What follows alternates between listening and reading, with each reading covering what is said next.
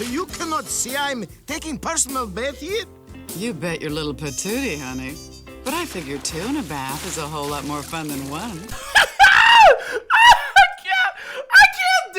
I can't do this anymore, dude. Balto 3. It might be another reason where Balto 2 might be the sort of anger and frustration part of grief. Balto 3 is 100% acceptance. You've accepted this loss in your life. It's like losing a loved one, and it's not easy to accept. It's sort of like an overwhelming amount of like disappointment, I should say, because you really don't want to see Balto fail. The first movie was absolutely spectacular, and seeing this sort of like huge dip in quality, it's almost disturbing. It is like human centipede levels of disturbing.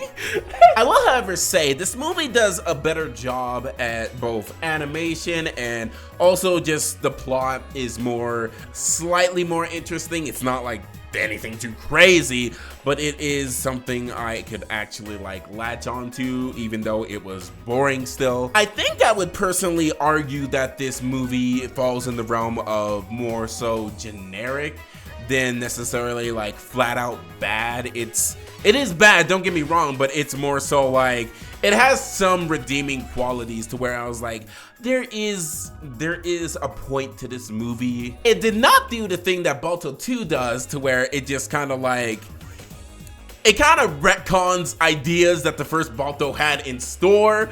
So like, you know, Jenna is just, I don't know, just apparently not a part of the story. Balto is like apparently like a deadbeat dad. Some other shit that goes on, like apparently they have magical powers in the fucking forest. I don't fucking know. Yeah, with Balto 3, it's actually, it's a little bit tiny cohesive. It's a story about, what is it a story about? I guess it's a story about Balto. What the fuck is this about? Oh my god, I'm reading a story in like synopsis of this, and it's like, the mail in the north used to be delivered by dog sled, but the success of the airplane delivery leaves Balto and the other sled dogs feeling neglected. Okay. That is one of the biggest reasons I don't really read story summaries or synopsis of movies online. I just make my own, which I think it's more original of me, and it makes it seem like I actually paid attention and watched the movie. To be honest, I kind of take that back, because the only way I would summarize this movie is that Balto likes a plane and the plane don't like Balto.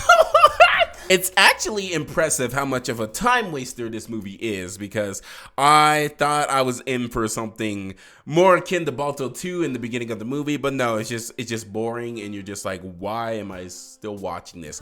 Especially at the last 30 minutes of the movie. The last 30 minutes of the movie, God, does it drag on. It's so tedious. Not only that, but the animation is just, it's a little tiny bit blurry. It feels like Balto 2 but polished. I know I keep referencing Balto 2, but like, I need a jumping off point, because this really just offers nothing. Now, I do have to commend the animators for actually putting Jenna back in her former glory. It's not necessarily too good, but it is like better than Balto 2. I'll say Jenna in Balto 2 was just not a good character. I don't know what they were doing with that, but here she actually has sort of shades of her former self. The cinematography in this movie was not necessarily the greatest, but it does feel like they tried in this movie compared to Balto 2.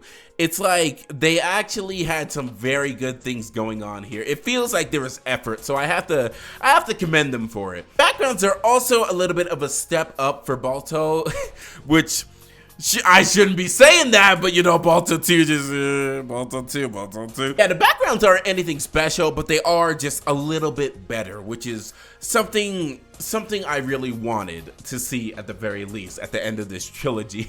Hopefully it's the end of the trilogy. I mean, come on. This movie is also a little bit of a musical. It's like, I guess they tried to add a musical elements, I guess because of Balto 2 or something like that.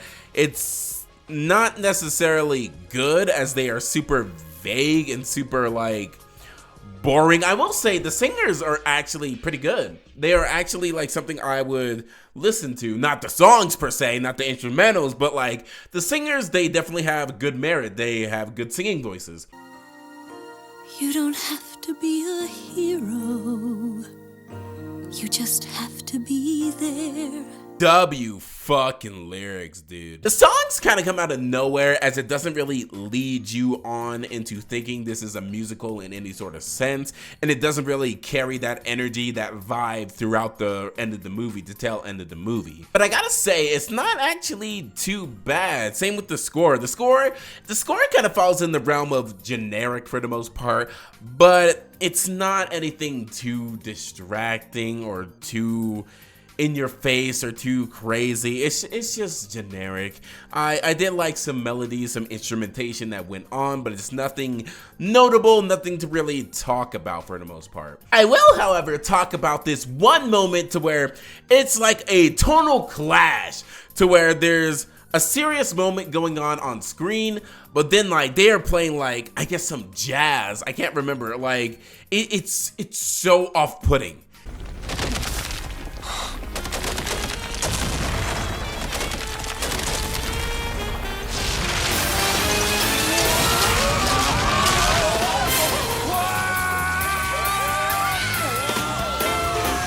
One of the last things I want to talk about is the ducks in this movie. Boris gets a girlfriend, and the girlfriend is hypersexual, to say the least. I gotta say, two things about this duck is that, one, this is a kid's movie. You do not need to add your weird fetish to this in any sort of sense.